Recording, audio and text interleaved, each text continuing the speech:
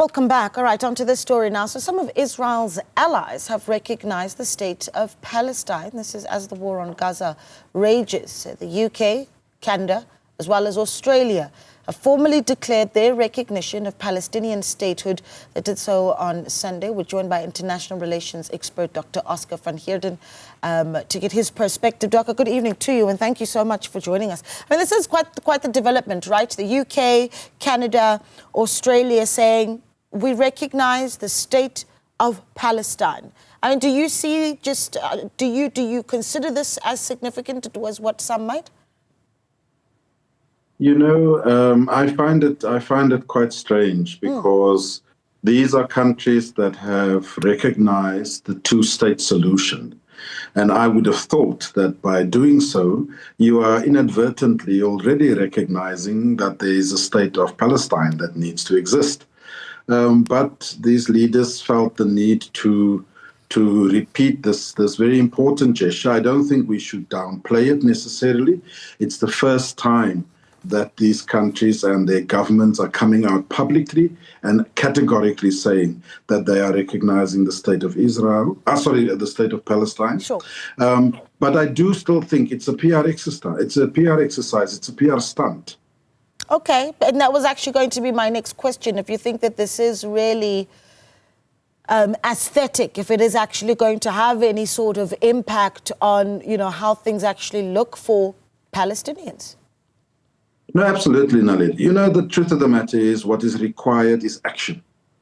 And these same governments, these same leaders, words is not going to help.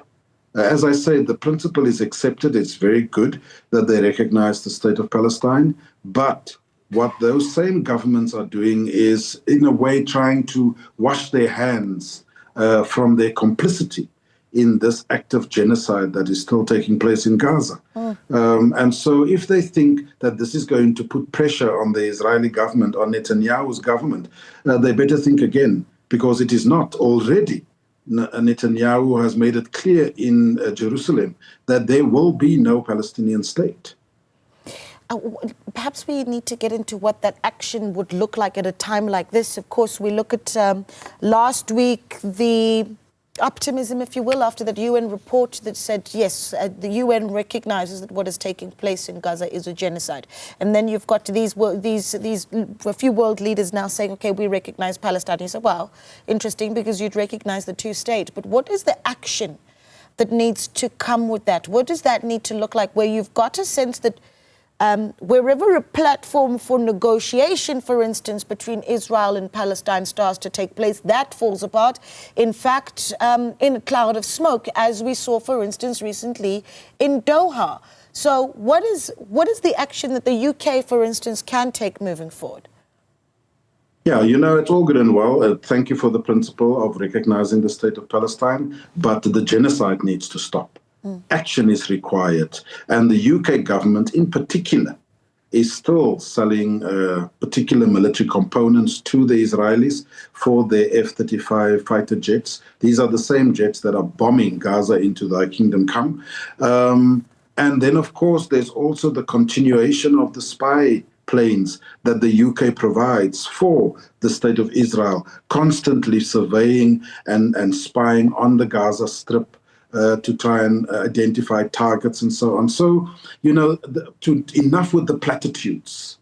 And here I include our own government, Naledi. Enough with the platitudes. Words is not going to stop the killing and the genocide. There's going to be a requirement for action. And if you are wanting to recognize the state of Palestine, you better do it quickly. Stop supporting Israel, because otherwise there will be no state of Palestine left. Yeah, you know, obviously, if we look at the situation of our very own leadership, South Africa having been incredibly, outspoken on what's happening in Gaza, and I think about even that UN report yesterday, led by a well-respected South African as well. But our president, as we speak, preparing himself to lead a delegation into the UN General Assembly. One thing is for sure, that as these countries declare that they recognize Palestine as a state, people will be watching to see South Africa's reaction. What the president prioritizes and how he tackles this issue while attending the UN General Assembly? The president needs to do what is required, and that is boycott, divestment, and sanctions. This is what is required. The ambassador of Israel should be expelled from South Africa. We should do what Scotland has done, which is to raise the Palestinian flag at half-mast. Until this genocide ends, we need to recognize and treat the Palestinians as human beings. And that President Ramaphosa and his cabinet, although they did a good thing, obviously, by taking Israel to the International Court of Justice on the accusation of genocide, we know that by the time the court pronounces on the outcome and wants to hold people accountable, the ethnic cleansing and the genocide and the physical destruction of Gaza would have been long over.